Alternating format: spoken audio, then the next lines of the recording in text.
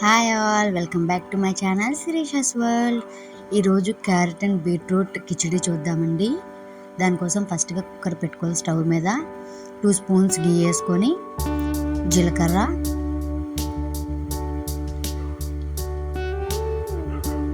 బాగా ఫ్రై అయ్యాక మనం కట్ చేసి పెట్టుకున్న క్యారెట్ అండ్ బీట్రూట్ ముక్కలు వేయాలండి.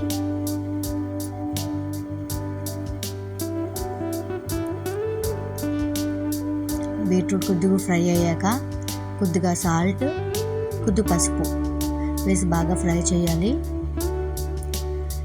ఫ్రై చేశాక ధనియాల పొడి అండి, వేయించిన జీలకర్ర పొడి కూడా వేసుకోవచ్చు, కానీ నేను జీలకర్ర వేసాను కాబట్టి వేయట్లేదు. అండ్ పప్పు, రైస్ నానబెట్టుకుని ఉంచుకున్న అరగంట పాటు అది కూడా వేసేసాను. వేసి 3 విజిల్స్ వచ్చే వరకు ఉంచండి. పిల్లలకైతే 4 విజిల్స్ వచ్చే వరకు ఉంచితే కొద్దిగా మెత్తగా అవుతుంది.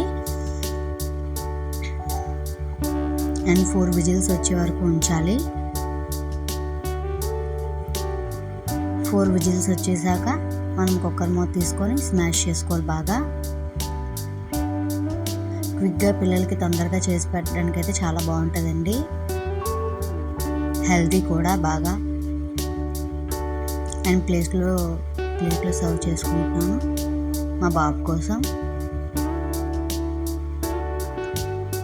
And tasty beetroot and carrot khichdi ready.